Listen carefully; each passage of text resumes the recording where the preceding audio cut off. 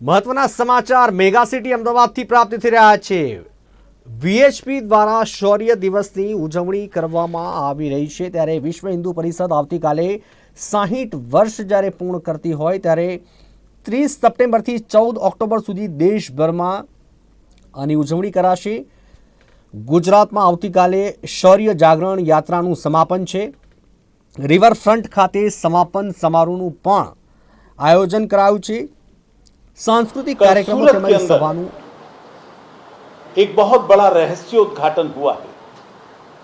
हम चर्चा बहुत दिनों से कर रहे थे, लेकिन किसी अपराधी ने गुजरात में यह पहली बार स्वीकार किया है कि उसे हिंदू लड़कियों को फंसाने के लिए, लव जेहाद करने के लिए मौलवी पैसे दिया करता है। पहले भी ये लिंक स्थापित हो चुके हैं और ये तय हुआ है कि पीएफआई मौलवी को देता है और मौलवी इन जेहादियों को देता है। उद्देश्य हिंदू लड़कियों को फंसाना और उनको अपने जेहाद का शिकार बनाना होता है। मैं गुजरात सरकार से अपील करना चाहूंगा, पूरी चेन पकड़ें। कौन मौलवी है, कौन उनको पैसा देता है, और उन सबको पकड़कर तुरंत जेल में डाले, उनके विरोध में सख्त से सख्त कार्रवाई की जाए। ऐसे सब मौके जब वो हिंदू लड़कियों को संपर्क करते हैं, उन सब मौकों पर निगरानी रखी जाए। और अभी थोड़े ही दिन में गुजरात के अंदर गरबा का महा उत्सव होने वाला है। ये माता का आराधना है, माता की पूजा है। उसके बावजूद कुछ जेहादी इस अवसर का दुरुपयोग करते हैं। मैं गरबा के समस्त आयोजकों से अपील करता हूं कि वो अपने इस गरबे के कार्यक्रम में ना तो कोई पंडाल वाला, ना कोई कैटरिंग वाला, ना कोई सिक्योरिटी वाला, कोई मुसलमान नहीं होना चाहिए। और आई कार्ड देखकर ही, आधार कार्ड देखकर ही उन्हें पंडाल में प्रवेश दिया जाना चाहिए। ये माता की आराधना का अवसर है, उनकी अपवित्र निगाहें वहां पर नहीं पड़नी चाहिए। ये सुनिश्चित बजरंग दल भी करेगा और ये सरकार को भी सुनिश्चित करना चाहिए। मुस्लिम समाज की कट्टरपंथी बढ़ती जा रही है। संपूर्ण देश में हिंदू यात्राओं पर, हिंदू त्योहारों पर हमले होते जा रहे हैं। और हिंदू त्योहारों पर हो तो हो, मुस्लिम त्योहारों के ऊपर भी हिंदुओं पर हमले होने लगे हैं। पिछले दिनों दिल्ली में मुहर्रम के अवसर पर हिंदुओं पर हमला किया गया था। मैं चेतावनी देना चाहता हूं भारत के मुस्लिम नेताओं को, वो मुसलमानों को भड़काना छोड़ें। किसी भी बहाने से भड़काते हैं। अपनी जबान और अपनी जुबान, इन दोनों पर काबू रखें। अच्छा नहीं है कि हिंदू समाज उन पर नियंत्रण करने के लिए सड़कों पर उतर जाए। गुजरात, जिसको हिंदुत्व की कभी प्रयोगशाला कहा जाता था, अब उस गुजरात में भी हिम्मत करने लगे हैं। हर यात्रा पर हमला होने लगा है। अभी बजरंग दल की शौर्य जागरण यात्राएं चल रही हैं। इन शौर्य जागरण यात्राओं में कई जगह यात्राओं पर मस्जिद से पत्थर फेंके गए हैं। इससे पहले रामनवमी के शोभा यात्राओं पर भी 5-6 जगह पत्थर फेंके गए थे। हिम्मतनगर, खंभात, वडोदरा, पालनपुर, ईडर, ये तो आप लोगों ने भी रिपोर्ट किया है। और श्रावण माह की शिव यात्रा पर भी 2 जगह इन लोगों ने हमले किए थे। गणेश विसर्जन में 2 जगह हमले हुए और अहमदाबाद में तो गणेश पंडाल के अंदर मांस के टुकड़े भी फेंके गए। मुझे लगता है एक बहुत ही गलत रास्ते पर गुजरात का मुस्लिम समाज जा रहा है। उन्हें शांति के साथ रहना सीखना चाहिए। गुजरात जैसा स्वर्ग उनको दुनिया में कहीं नहीं मिलेगा। बड़े प्यार से, बड़े आराम से रह रहे हैं, लेकिन अगर इस तरह की हरकतें करते रहे तो हिंदू समाज को सड़कों पर उतरना पड़ेगा।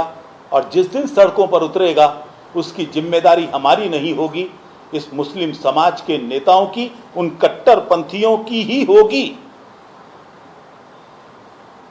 हिंदू समाज भी कई बार सर्वधर्म संभाव के चक्कर में फंस जाता है।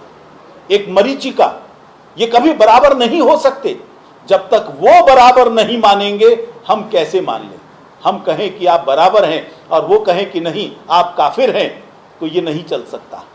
इसलिए बराबरी की ये बात उनकी तरफ से होनी चाहिए।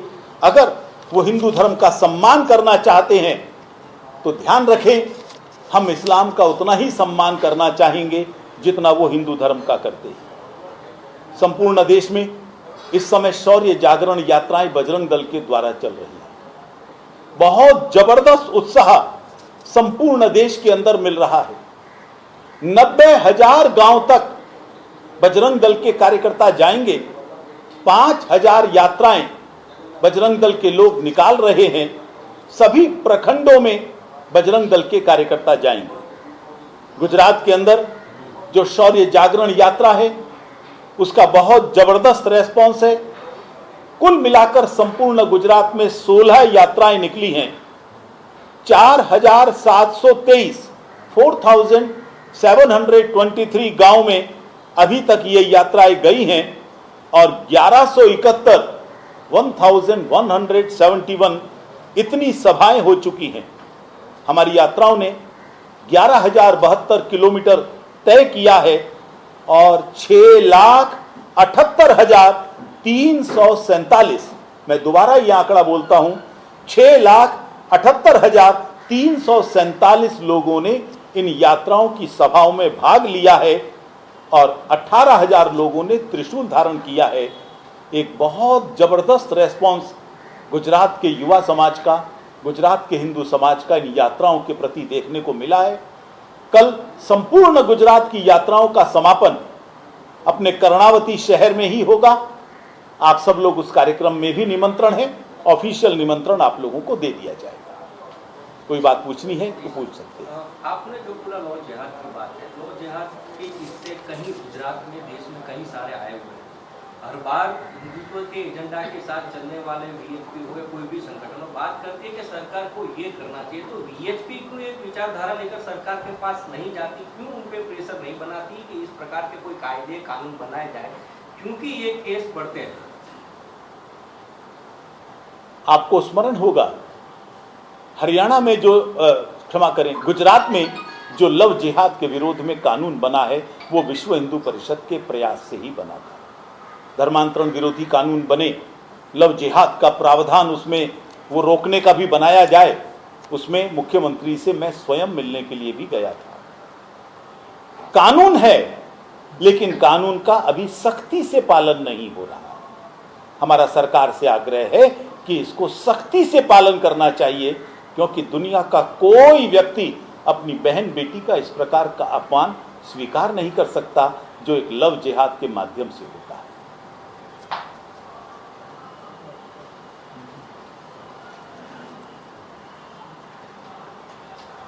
ठीक है, तो आप ही लोगों ने आग्रह किया था कि शॉर्ट में कहें, जिससे अलग से हमको बाइट की जरूरत ना पड़े। ठीक, धन्यवाद।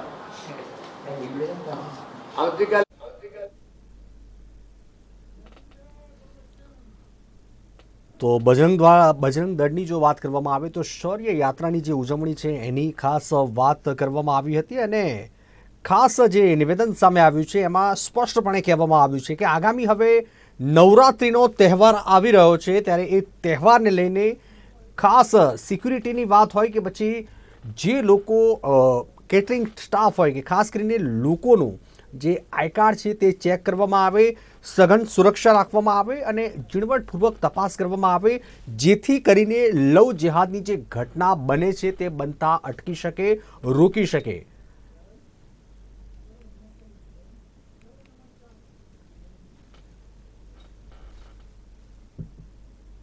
તો આ હતા અત્યાર સુધીના સમાચાર। વધુ સમાચાર